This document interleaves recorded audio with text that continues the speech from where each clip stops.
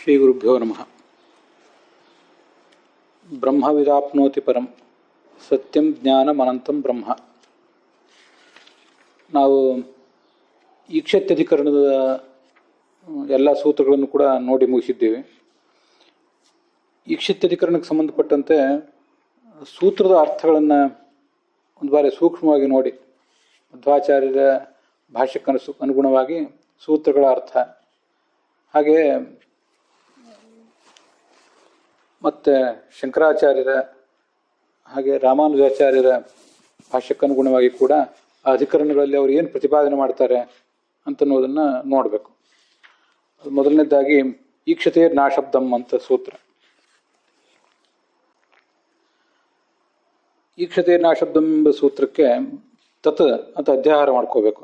ತತ್ ಆ ಬ್ರಹ್ಮ ಈಕ್ಷತೆ ಜ್ಞಾನ ವಿಷಯವಾದ್ದರಿಂದ ಅಶಬ್ದಂನ, ಅದು ಅವಾಚ್ಯವಲ್ಲ, ವಾಚ್ಯವೇ ಆಗಿದೆ ಅಂತ ಹೀಗರ್ಥ. ಈಕ್ಷತೆ ಅಂತನ್ನೋದು ಒಂದು ಯುಕ್ತಿಯನ್ನು ಹೇಳುತ್ತಿರುವಂತಹ ಸೂತ್ರ. ಅದು ಈ ಹಿಂದೆ ಕೆಲವು ಸರಿ ಅದನ್ನು ನೋಡಿದ್ದೀವಿ.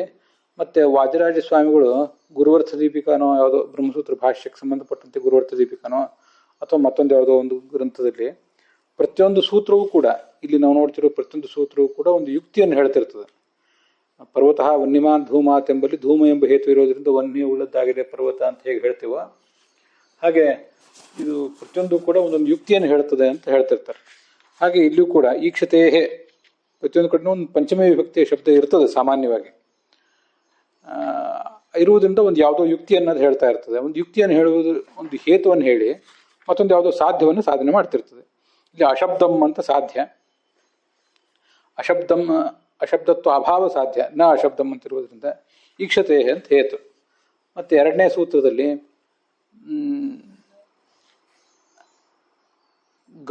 ಗೌಣಶ್ಚೇದ್ನಾತ್ಮ ಶಬ್ದ ಸೂತ್ರ. ಅಲ್ಲಿ ಜ್ಞಾನ ವಿಷಯನಾದವನು, ನಾವು ತಿಳಿಯಬೇಕಾದಂಥ ಬ್ರಹ್ಮ ಏನಿದ್ದಾನೆ ಅವನ ಪಕ್ಷ, ಅವನು ಗೌಣ ನ ತ್ರಿಗುಣಬದ್ಧನಾದ ಜೀವನಲ್ಲ, ಹಾಗೇನೆ ಸಗುಣ ಬ್ರಹ್ಮನೂ ಕೂಡ ಅಲ್ಲ. ಯಾಕೆಂದರೆ ಆತ್ಮಶಬ್ದ, ಆತ್ಮ ಎಂಬ ಶಬ್ದ ಇರುವುದರಿಂದ ಅಂತ ಹೇತು ನ ಗೌಣ ಅಂತ ಸಾಧ್ಯ. ಮುಂದೆ ತನ್ನಿಷ್ಠಸ್ಯ ಮೋಕ್ಷೋಪದೇಶಾತ್ ಅಂತ ಹೇತು. ಅದಕ್ಕೆ ಈ ಗೌಣಶ್ಚೇನ್ ಆತ್ಮಶಬ್ದ ಅನ್ನೋದಕ್ಕೇ ಈಗ ಮುಂದೆ ವಿವರಣೆಗಳನ್ನು ಕೊಡ್ತಾ ಇದ್ದಾರೆ. ತನ್ನಿಷ್ಠಸ್ಯ ಅಂದರೆ ಆತ್ಮೋಪಾಸಕನಿಗೆ ಮೋಕ್ಷೋಪದೇಶಾತ್, ಮೋಕ್ಷ ಸಿಗ್ತದೆ ಅಂತ ವರ್ಣನೆ ಮಾಡಿರುವುದರಿಂದ ಆತ್ಮಶಬ್ದ ವಾಚ್ಯನಾದವನು ಜೀವ ಅಲ್ಲ ಅಂತ ಅದರ ತಾತ್ಪರ್ಯ. ಅಂದರೆ ಈಕ್ಷಣೀಯನಾದವನು ಕೂಡ ಜೀವ ಅಲ್ಲ ಅಂತ. ಗೌಣ ಅಂತನ್ನುವುದು ಸಾಧ್ಯ. ಆ ಸಾಧ್ಯ ಹಿಂದಿನಿಂದ ಮತ್ತೆ ಅನುವೃತ್ತ ಆಗಿದೆ. ಆ ಒಂದೇ ಸಾಧ್ಯವನ್ನ ಬೇರೆ ಬೇರೆ ಹೇತುಗಳಿಂದ ಸಮರ್ಥನೆ ಮಾಡ್ತಾ ಇದ್ದಾರೆ. ಮೋಕ್ಷೋಪದೇಶ ಅನ್ನುವುದು ಹೇತು ಇಲ್ಲಿ ಈ ಮೂರನೇ ಸೂತ್ರದಲ್ಲಿ. ಹೇತು ಅವಚನ ಅಚ್ಚ ಅಂತನ್ನುವುದು ಮತ್ತೊಂದು ಸೂತ್ರ. ತಮೇವೈಕಂ ಜಾನಥ ಆತ್ಮಾನಂ ಅನ್ಯಾವಾಚೋ ಮುಂಚಥ ಅಂತ ಹೀಗೇನು ಬಂದಿದೆ. ಅಲ್ಲಿ ಬೇರೆ ಜಗತ್ತನ್ನೆಲ್ಲವನ್ನು ಕೂಡ ನೀವು ಬಿಟ್ಟು ಬಿಡ್ರಿ ಅಂತ ವರ್ಣನೆ ಮಾಡಿದ್ದಾರೆ. ಜಗತ್ತಿಗೆ ಹೇಯತ್ವವನ್ನು ಪ್ರತಿಪಾದನೆ ಮಾಡಿದ್ದಾರೆ.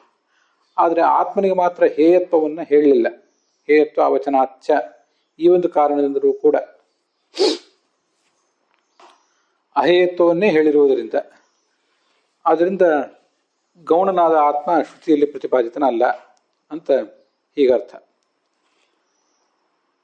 ಆತ್ಮಶಬ್ದಾರ್ಥಸ್ಯ ಹೇಯತ್ವ ಅವಚನಾತ್ ಪ್ರತ್ಯುತ ಅಹೇಯತ್ವ ವಚನಾತ್.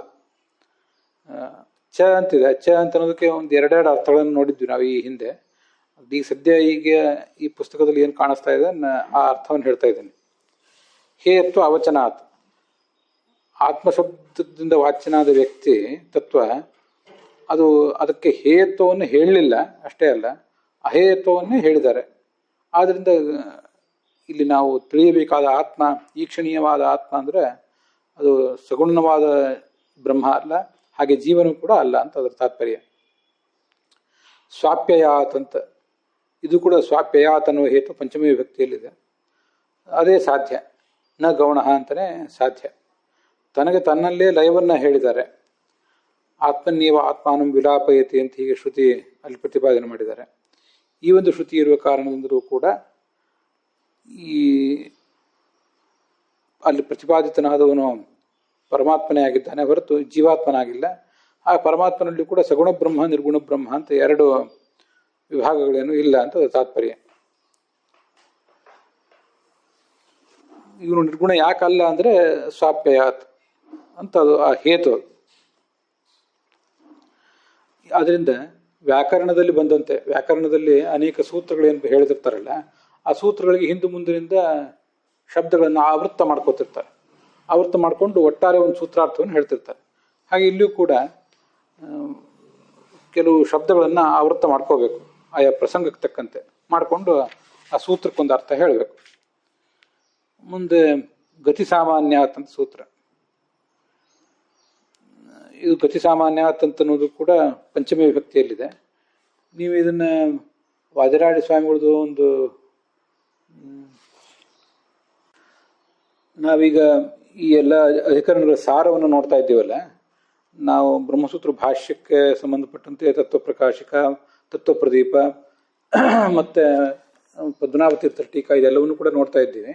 ಅದರ ಜೊತೆಗೆ ನೀವು ನಿಮ್ಮ ವೈಯಕ್ತಿಕ ಅನುಕೂಲಕ್ಕಾಗಿ ಪಾರಾಯಣ ಇತ್ಯಾದಿಗಳಿಗಾಗಿ ಪೂಜೆಯಲ್ಲಿ ತುಳಸಿ ಅರ್ಚನೆ, ಹೂವಿನ ಅರ್ಚನೆ ಇತ್ಯಾದಿಗಳನ್ನು ಮಾಡುವಾಗ ವಾದಿರಾಜ ಸ್ವಾಮಿಗಳು ಮಾಡಿದ್ದು ಬ್ರಹ್ಮಸೂತ್ರ ನಾಮಾವಳಿ ಅಂತ ಒಂದು ಪುಸ್ತಕ ಇದೆ. ಅದರಲ್ಲಿ ಪ್ರತಿಯೊಂದು ಸೂತ್ರದ ಸಾರವನ್ನು ಕೂಡ ಸಂಗ್ರಹ ಮಾಡಿ ಅದಕ್ಕೆ ಕೊನೆಗೊಂದು ಚತುರ್ಥಿ ವಿಭಕ್ತಿ ಹಾಕಿ ನಮಃ ಅಂತ ಕೊಟ್ಟಿರ್ತಾರೆ. ಅದರಲ್ಲಿ ಕೆಲವು ಸಣ್ಣ ಸಣ್ಣ ವಾಕ್ಯ ಇರ್ತದೆ, ಕೆಲವು ದೊಡ್ಡ ವಾಕ್ಯ ಇರ್ತದೆ. ಆ ಥರ ಇದಕ್ಕೆ ಸಮನ್ವಯ ಗೋಚರಾಯ ನಮಃ ಈ ಥರ ಪ್ರತಿಯೊಂದಕ್ಕೂ ಕೂಡ ಹೇಳಿರ್ತಾರೆ. ಹಿಂದೆ ತತ್ವ ಸಮನ್ವಯಾತ್ ಅಂತ ಬಂತು, ಜಿಜ್ಞಾಸಾ ವಿಷಯಾಯ ನಮಃ, ಹೀಗೆ ಪ್ರತಿಯೊಂದು ಕೂಡ ಅಲ್ಲಿ ಬಂದಿರ್ತದೆ. ಸರ್ವಶಬ್ದ ಮುಖ್ಯವಾಚ್ಯಾಯ ನಮಃ ಅಂತ ಈ ಈಕ್ಷತ್ಯಧಿಕರಣಕ್ಕೆ ಅವರು ವಾದಿರಾಜ ಸ್ವಾಮಿಗಳದ್ದು ಒಂದು ಚತುರ್ಥಿ ವಿಭಕ್ತಿ ಅಂತವಾದ ವಾಕ್ಯ ಇದೆ. ಅಂಥದನ್ನು ಉಪಯೋಗ ಮಾಡ್ಕೋಬಹುದು. ಇದು ವೈಯಕ್ತಿಕ ಆಚರಣದಲ್ಲಿ ತರುವುದಾದರೆ, ನಾವು ಅಧ್ಯಯನ ಮಾಡಿದ್ದನ್ನು ಆಚರಣೆಯಲ್ಲಿ ತರುವುದಾದರೆ ಆ ಥರ ಮಾಡ್ಕೊಳ್ಬೋದು ಅದನ್ನು. ಇದು ಗತಿ ಸಾಮಾನ್ಯ ಆಯ್ತು ಅಂತಾಯ್ತು. ಹಿಂದೆ ಶ್ರುತತ್ವಾಚ್ಚ ಅಂತ ಮುಂದಿನ ಸೂತ್ರ, 7ನೇ ಸೂತ್ರ, ಕೊನೆಯ ಸೂತ್ರ ಅದು ಈ ಅಧಿಕರಣದಲ್ಲಿ. ಕೇವಲೋ ನಿರ್ಗುಣಶ್ಚ ಎಂಬುದಾಗಿ ಆ ವೇದವಾಕ್ಯದಲ್ಲಿ ಭಗವಂತ ನಿರ್ಗುಣ ಅಂತ ಸ್ಪಷ್ಟವಾಗಿ ಬಂದಿದೆ. ಆಗ ಅದೇ ರೀತಿಯಾಗಿ ಅವನು ಗುಣವುಳ್ಳವನು ಅಂತಲೂ ಬಂದಿದೆ. ಸಾಕ್ಷಿ, ಚೇತ ಇತ್ಯಾದಿಯಾಗಿ ಸಾಕ್ಷಿತ್ವವನ್ನು, ಚೇತೃತ್ವವನ್ನು ಮೊದಲಾದ ಗುಣಗಳನ್ನು ಅವನಲ್ಲಿ ವರ್ಣನೆ ಮಾಡಿ ಅಂಥವನನ್ನು ನಿರ್ಗುಣ ಅಂತ ವರ್ಣನೆ ಮಾಡಿದ್ದಾರೆ. ಶ್ರುತಿಯಲ್ಲೇ ಬಂದಿರೋದು. ಆದ್ದರಿಂದ ಅವನು ಶ್ರುತಿ, ಈ ನಾವು ವಿಚಾರ ಮಾಡಬೇಕಾದ, ನಾವು ಜಿಜ್ಞಾಸೆ ಮಾಡಬೇಕಾದ ಬ್ರಹ್ಮ ಅವನು ನಿರ್ಗುಣನಾದ ಬ್ರಹ್ಮ ಅಲ್ಲ, ಜೀವನೂ ಕೂಡ ಅಲ್ಲ. ಸಕಲ ಗುಣ ಪರಿಪೂರ್ಣನಾದ, ಸಕಲ ಶಾಸ್ತ್ರಗಳಿಂದ ವಾಚ್ಯನಾದ ಬ್ರಹ್ಮನೇ ನಮ್ಮ ಜಿಜ್ಞಾಸೆಗೆ ವಿಷಯ ಅಂತ ಅದರ ತಾತ್ಪರ್ಯ. ಶಾಂಕರ ಭಾಷ್ಯದಲ್ಲಿ ಸೂತ್ರದಾರ್ಥಗಳನ್ನು ಏನು ಹೇಳಿದ್ದಾರೆ, ಚಂದ್ರಿಕಾದಲ್ಲಿ ಅದಕ್ಕೇನು ವಿಮರ್ಶೆ ಮಾಡಿದ್ದಾರೆ ಅಂತ ಸ್ವಲ್ಪ ಸೂಕ್ಷ್ಮವಾಗಿ ಗಮನಿಸಬೇಕು. ಈ ಈಕ್ಷತೆ ನ ಅಶಬ್ದಂ ಸದೇವ ಸೌಮ್ಯದಮಗ್ರ ಆಸೀತ್ ಏಕಮೇವ ಅದ್ವಿತೀಯಂ ಅಂತ ಛಾಂದೋಗ್ಯ ಉಪನಿಷತ್ತಿನ ಮಾತು. ಆ ಶ್ರುತಿಯಲ್ಲಿ ಜಗತ್ಕಾರಣ ಅಂತ ಒಂದು ತತ್ವವನ್ನು ಪ್ರತಿಪಾದನೆ ಮಾಡಿದ್ದಾರೆ. ಆ ಜಗತ್ಕಾರಣ ಅಂತ ಪ್ರತಿಪಾದಿತವಾದ ತತ್ವ ಯಾವುದದು ಅಂದರೆ ಪ್ರಕೃತಿ ಅಲ್ಲ. ಇದು ಹಿಂದೆ ನಾವು ನೋಡಿದ್ದೀವಿ. ಶಂಕರಾಚಾರ್ಯ ಅರ್ಥವನ್ನು ಅಲ್ಲಿ ಆಚಾರ್ಯರು ಅನುವಾದ ಮಾಡಿಕೊಂಡು ಅಥವಾ ಆಚಾರ್ಯರು ನೇರವಾಗಿ ಅದನ್ನು ಹೇಳದೆ ಹೋದರೂ ಕೂಡ ಟೀಕೆಗಳನ್ನು ನೋಡುವಾಗ, ಟಿಪ್ಪಣಿಗಳನ್ನು ನೋಡುವಾಗ ಇದನ್ನು ನೋಡಿದ್ದೀವಿ. ಸಂಗ್ರಹ ರೂಪವಾಗಿ ಇನ್ನೊಂದ್ಸರಿ ನೋಡ್ತಿದ್ದೀವಿ ಅಷ್ಟೇ. ಆ ಜಗತ್ತಿಗೆ ಕಾರಣವಾದ ತತ್ವ ಅದು ಪ್ರಕೃತಿ ಅಲ್ಲ. ಪ್ರಕೃತಿ ಅನ್ನೋ ಒಂದು ಶಬ್ದವನ್ನು, ಪ್ರಕೃತಿ ಅನ್ನೋದನ್ನು ಸೂಚನೆ ಮಾಡುವ ಶಬ್ದ ಅಲ್ಲಿ ಏನು ಅಂದರೆ ಅಶಬ್ದಂ ಅಂತ. ಅಶಬ್ದಂ ಅಂತ ಅನ್ನುವುದು ಪ್ರಕೃತಿಯನ್ನು ಸೂಚನೆ ಮಾಡ್ತದೆ. ಅದಕ್ಕಾಗಿ ನಾವು ನೋಡ್ತಿರುವ ಹರಿದಾಸ ಭಟ್ಟಾಚಾರ್ಯ ಪುಸ್ತಕದಲ್ಲಿ ಅಶಬ್ದಂ ಈಸ್ ಈಕ್ವಲ್ ಟು ಪ್ರಕೃತಿಯು ನ ಅಲ್ಲ ಅಂತ ಹೀಗೆ ಅನುವಾದ ಮಾಡಿದ್ದಾರೆ. ಯಾಕೆಂದರೆ ಸಾಂಖ್ಯ ಸಿದ್ಧಾಂತ ಪ್ರಕಾರನೇ ನಾವು ವಿಚಾರ ಮಾಡುವುದಾದರೂ ಆ ಪ್ರಕೃತಿ ಅನ್ನೋದು ಅಶಬ್ದವಲ್ಲ. ಅಶಬ್ದಂ ಅನ್ನೋದನ್ನು ಎರಡೆರಡು ಸರಿ ಇಟ್ಕೋಬೇಕು ಅಂತ ಹೀಗೆಲ್ಲ ಅದಕ್ಕೆ ತೋರಿಸಿಕೊಟ್ಟಿದ್ದಾರೆ. ಹಿಂದೆ ನಾವು ನೋಡಿದ್ದೀವಿ. ಆ ಪ್ರಕೃತಿ ಅಶಬ್ದ ಅಂದರೆ ಶಬ್ದ ಪ್ರತಿಪಾದ್ಯ ಅಲ್ಲ, ಅದು ಅನುಮಾನದಿಂದ ಗಮ್ಯ. ಅದು ಶಬ್ದ ಪ್ರತಿಪಾದ್ಯ ಯಾಕಲ್ಲ ಅಂದರೆ ಈಕ್ಷತೆ ತದೈಕ್ಷತ, ಈಕ್ಷತೆ ಅಂತ ಇನ್ನೊಂದು ಕಾರಣ ಅಂತದಕ್ಕೆ. ಈಕ್ಷತೆ ನ ಅಶಬ್ದಂ ಅಂತ. ಈಕ್ಷತೆ ಅಂತಂದರೆ ತದೈಕ್ಷತ ಅಂತ ಹೀಗೆ ತೈತರಿಯ ಉಪನಿಷತ್ತಲ್ಲಿ ಪ್ರತಿಪಾದನೆ ಇದೆ. ತತ್ ಆ ಜಗತ್ಕಾರಣವಾದ ತತ್ವ, ಐಕ್ಷತ ನೋಡಿತು ಅಂತ ಅಂದರೆ ಜಗತ್ಕಾರಣವಾದ ತತ್ವಕ್ಕೆ ಜ್ಞಾನ ಇದೆ ಅಂತ ಉಪನಿಷತ್ತು ಹೇಳಿದೆ. ಪ್ರಕೃತಿ ಜಡ, ಅದಕ್ಕೆ ಜ್ಞಾನ ಬರುವುದು ಸಾಧ್ಯವೇ ಇಲ್ಲ. ಆದ್ದರಿಂದ ಅದು ಅಶಬ್ದ ಅಂತ ಕರೆಸ್ಕೋತದೆ. ಅಶಬ್ದ ಆದ್ದರಿಂದ ಅದು ಈ ಜಗತ್ ಕಾರಣ ಎಂಬುದಾಗಿ ಶ್ರುತಿಯಲ್ಲಿ ಪ್ರತಿಪಾದಿತ ಅಲ್ಲ ಅಂತ ಶಂಕರಾಚಾರ್ಯರು ಗೌಣಶ್ಚೇನ್ನಾತ್ಮಶಬ್ದಾತ್ ಹೀಗೆ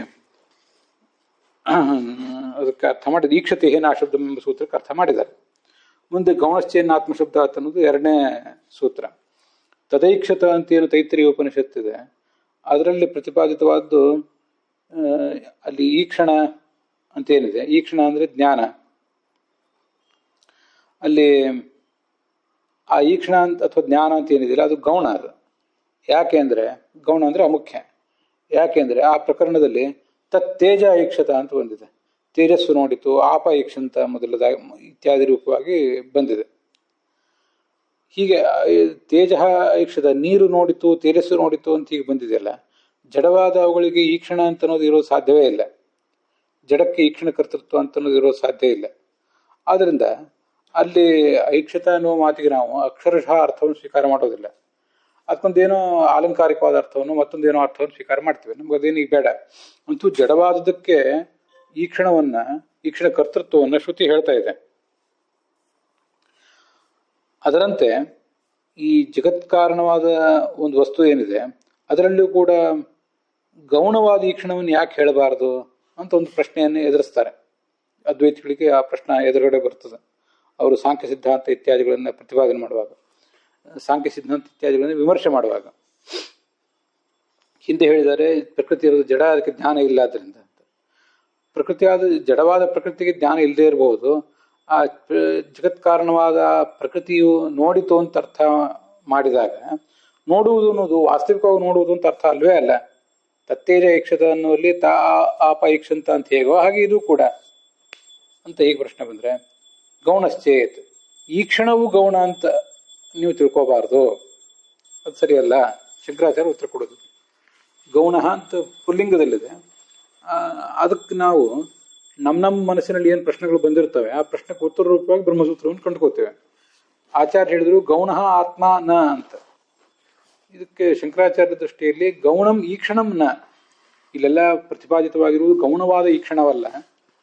ಏನೋ ಅಲಂಕಾರಿಕವಾಗಿ ಕಾವ್ಯದಲ್ಲಿ ಬಂದಿರುವಂತೆ ಪರ್ಸಾನಿಫಿಕೇಶನ್ ಅಂತ ಅಲಂಕಾರ ಇರ್ತದಲ್ಲ, ಒಂದು ಜಡವನ್ನು ಕೂಡ ಒಂದು ಚೇತನ ಅಂತ ವರ್ಣನೆ ಮಾಡಿ ಅಲ್ಲಿ ಪ್ರತಿಪಾದನೆ ಮಾಡಿರುವುದು ಅಂತ ಆ ಥರದ್ದಲ್ಲ. ಯಾಕಂದ್ರೆ ಆತ್ಮಶಬ್ದ ಆತ ಅನೇನ ಜೀವೇನ ಆತ್ಮನ ಅನುಪ್ರವಿಶ್ಯ ಅಂತ ಉಪನಿಷತ್ನಲ್ಲಿ, ಛಾಂದೋಗ್ಯ ಉಪನಿಷತ್ನಲ್ಲಿ ಆತ್ಮಶಬ್ದ ಇದೆ. ಆತ್ಮಶಬ್ದ ಇರುವುದರಿಂದ ಅಲ್ಲಿ ಗೌಣವಾದಂತಹ ಆತ್ಮವು ಗೌಣವಾದಂತಹ ಈಕ್ಷಣ ಅಂತ ಅದರ ಅರ್ಥ ಅಲ್ಲ. ಅದನ್ನು ಸೇಯಂ ದೇವತಾ ಐಕ್ಷತ ಅಂತಿದೆ. ಸೇಯಂ ದೇವತಾ ಐಕ್ಷತ ಅಂತ ಇದೆಲ್ಲ ಛಾಂದೋಗ್ಯ ಉಪನಿಷತ್ತಿಂದ ಮಾತುಗಳು. ಸಾ ಅಂದರೆ ಪ್ರಕೃತಿ ಅಂತ ಅರ್ಥ ಮಾಡಬೇಕು. ಆ ಪ್ರಕೃತಿ ಅಂತ ಅನ್ನೋದು ತಾನೂ ಕೂಡ ಜೀವರೂಪವನ್ನು ತಾಳಿ ಜಡವಾದ ತೇಜಸ್ಸು ಅನ್ನ ಅಂದರೆ ತೇಜಸ್ಸು, ಜಲ ಮತ್ತು ಅನ್ನ ಅಂದರೆ ಪೃಥ್ವಿ, ಅವುಗಳನ್ನು ಪ್ರವೇಶ ಮಾಡಿ ನಾಮರೂಪವಾದ ಸೃಷ್ಟಿಯನ್ನು ವಿಚಾರ ಮಾಡ್ತೇನೆ ಅಂತ ಹೀಗೆ ಯೋಚನೆ ಮಾಡಿತು ಅಂತ ಮುಂದಿನ ವಾಕ್ಯದ ಅರ್ಥ ಆಗ್ತದೆ. ಆದರೆ ಜಡವಾದ ಪ್ರಕೃತಿ ಅದು ಚೇತನವಾಗಿ ಜೀವರೂಪವಾಗಿ ಸಾಧ್ಯ ಇಲ್ಲ. ಆದ್ದರಿಂದ ಇಲ್ಲಿ ಈಕ್ಷಣ ಅಂತಂದ್ರೆ ಅದು ಗೌಣವಾದ ಈಕ್ಷಣ, ಅಲಂಕಾರಿಕವಾದ ಈಕ್ಷಣ, ಕೇವಲ ಕಾವ್ಯ ಸೌಂದರ್ಯಕ್ಕಾಗಿ ಇರುವ ಈಕ್ಷಣ ಅಂತ ಅರ್ಥ ಅಲ್ಲ. ವಾಸ್ತವಿಕವಾದದ್ದೇ ಅದು ಈಕ್ಷಣ. ಆ ಈಕ್ಷಣ ಇರಬೇಕಾದ್ರೆ ಚೇತನವಾದ ಬ್ರಹ್ಮನಿಗೆ ಅದಿರಬೇಕೇ ಹೊರತು ಈ ಜಡವಾದ ಪ್ರಕೃತಿಗೆ ಆ ಈಕ್ಷಣ ಇರುವುದು ಸಾಧ್ಯ ಇಲ್ಲ ಅಂತ ಅದರ ಅರ್ಥ ಹೇಳ್ತಾರೆ ಅವರು. ಶಾಂಕರ ಭಾಷ್ಯದಲ್ಲಿ ಆ ಅರ್ಥ ಬಂದಿದೆ. ಮುಂದೆ ತನ್ನಿಷ್ಠಸ್ಯ ಮೋಕ್ಷೋಪದೇಶ ಅಂತ, ಈ ಜಡವಾದ ಪ್ರಕೃತಿಯನ್ನೂ ಕೂಡ ಆತ್ಮ ಅಂತ ಹೇಳಬಹುದು. ಅದು ಹೇಗೆ? ಇದು ಸಾಂಖ್ಯ ಸಿದ್ಧಾಂತ ಮತ್ತು ಅದ್ವೈತ ಸಿದ್ಧಾಂತಕ್ಕೆ ನಡುವೆ ನಡೆದಂಥ ಒಂದು ಚರ್ಚೆಯ ವಿವರಣೆ ಇದೆಲ್ಲ. ಜಡವಾದ ಪ್ರಕೃತಿಯನ್ನು ಕೂಡ ಆತ್ಮ ಅಂತ ಹೇಳಬಹುದು.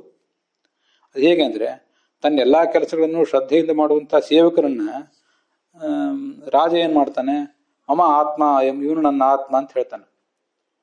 ಜ್ಞಾನೀತು ಆತ್ಮಯೋ ಮೇಮತಮ್ ಅಂತ ಭಗವದ್ಗೀತಾದಲ್ಲಿ ಕೂಡ ಕೃಷ್ಣ ಹೇಳಿದ್ದಾನೆ. ಅದು ಈ ಪುಸ್ತಕದಲ್ಲಿ ಬಂದಿಲ್ಲ, ಇಲ್ಲಿ ನನಗೆ ಉದಾಹರಣೆ ನೆನಪಿಗೆ ಬಂತು ಅಂತ ಹೇಳಿದೆ. ಜ್ಞಾನಿ ನನ್ನ ಆತ್ಮನೇ ಅಂತ. ಸ್ವಯಂ ಪ್ರತಿಯೊಬ್ಬ ಜ್ಞಾನಿಯೂ ಕೂಡ ಭಗವಂತನೇ ಏನಲ್ಲ, ಅದನ್ನ ಯಾರೂ ಒಪ್ಪೋದಿಲ್ಲ. ಹಾಗೆ ಈ ಈ ರಾಜಭಟ, ಈ ನನ್ನ ಸೇವಕ ನನ್ನ ಆತ್ಮ ಅಂತ ಹೇಳಿದರೆ ಅದೊಂದು ಪ್ರೀತಿಯ ಮಾತಷ್ಟೆ.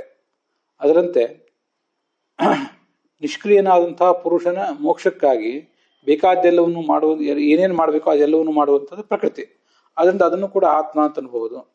ನೋಡಿ, ಇಲ್ಲಿ ನಿಷ್ಕ್ರಿಯನಾದ ಪುರುಷನ ಮೋಕ್ಷಕ್ಕಾಗಿ ಬೇಕಾದ್ದೆಲ್ಲವನ್ನು ಮಾಡುವುದು ಪ್ರಕೃತಿ ಅಂತಿದೆಯಲ್ಲ, ಇದೆಲ್ಲ ಸಾಂಖ್ಯ ಸಿದ್ಧಾಂತದ ವಿವರಣೆ. ಪ್ರಕೃತಿಸ್ತು ಕರ್ತೃ, ಪುರುಷಸ್ತು ಪುಷ್ಕರ ಪಲಾಶವನ್ನು ನಿರ್ಲೇಪ ಅಂತ ಹೀಗೆಲ್ಲ ಸಾಂಖ್ಯರ ಸಿದ್ಧಾಂತದ ವಿವರಣೆ ಇದೆ.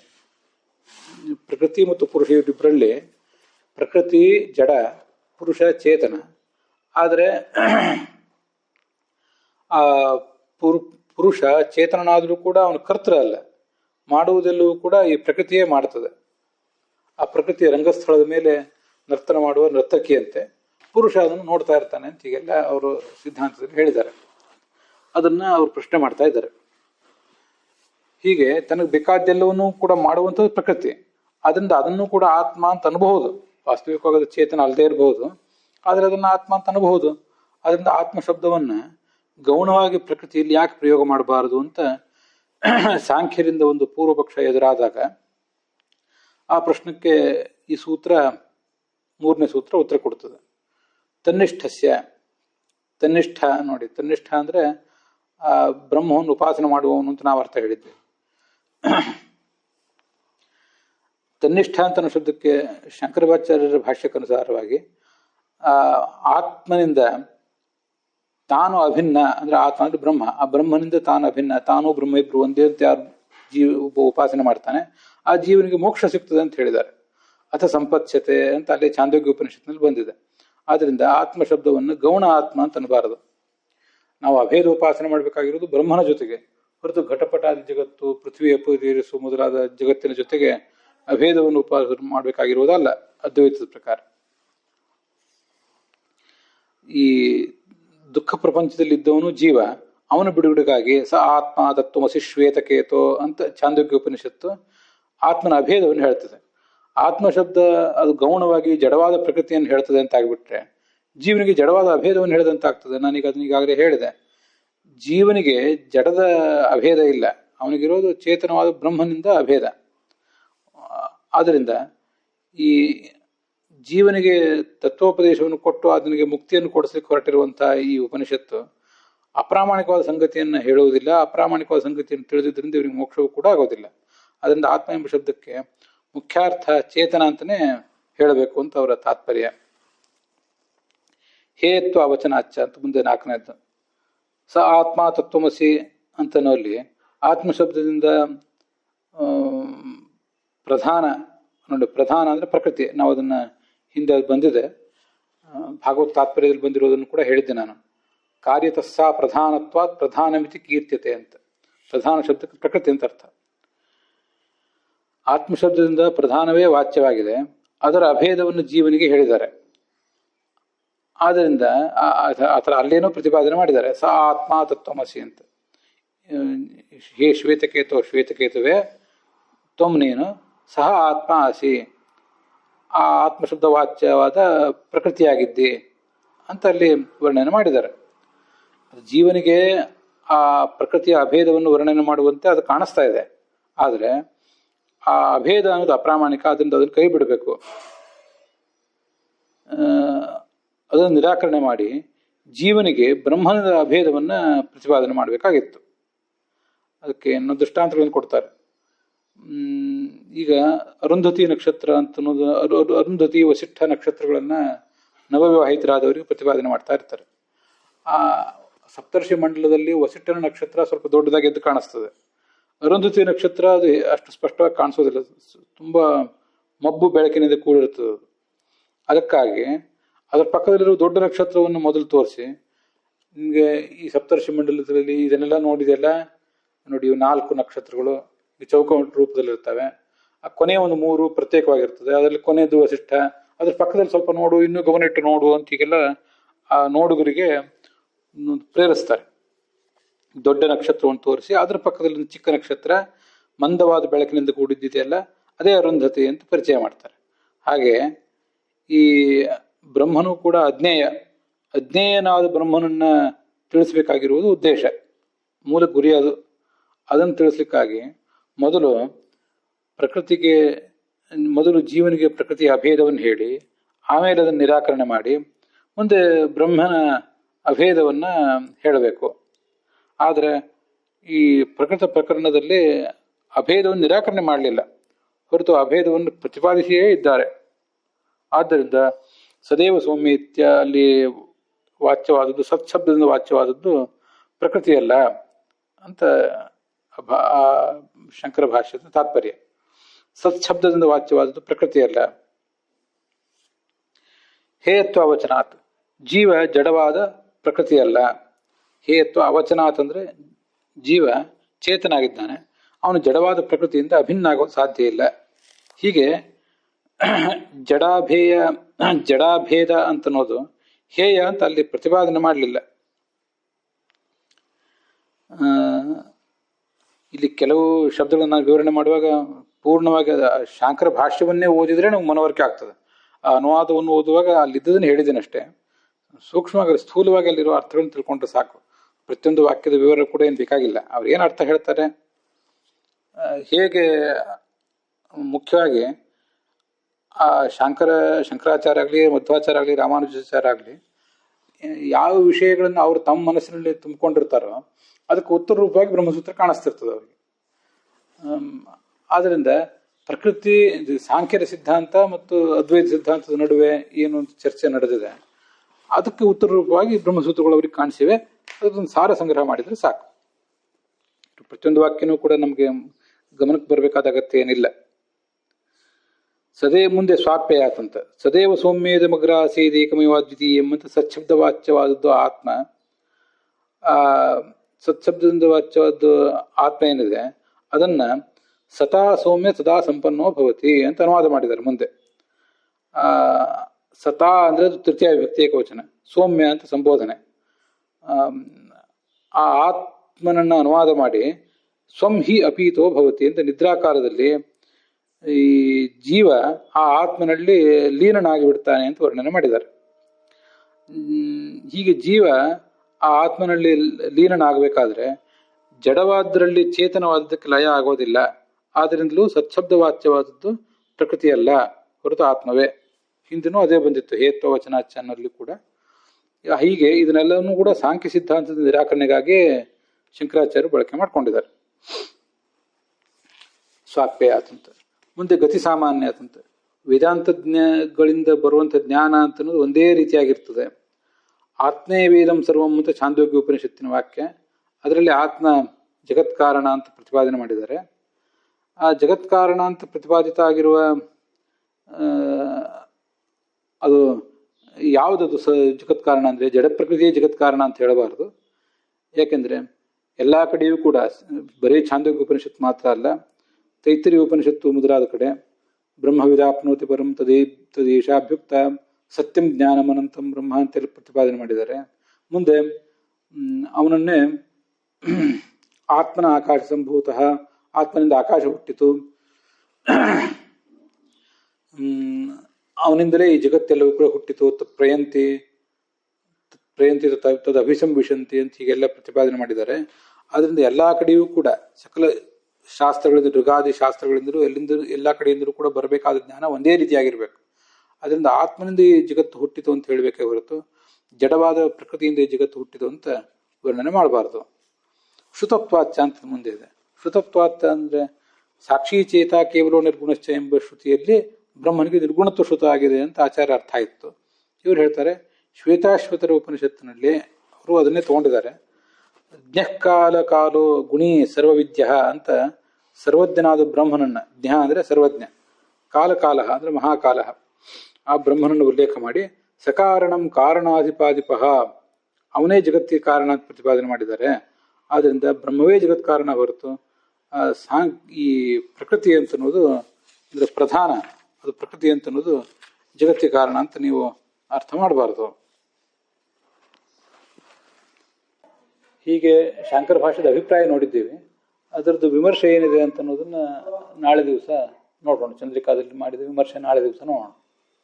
ಅಲ್ಲಿಗೆ ಈ ಭಾಗ ಸಮಾಪ್ತ ಆಗಿದೆ.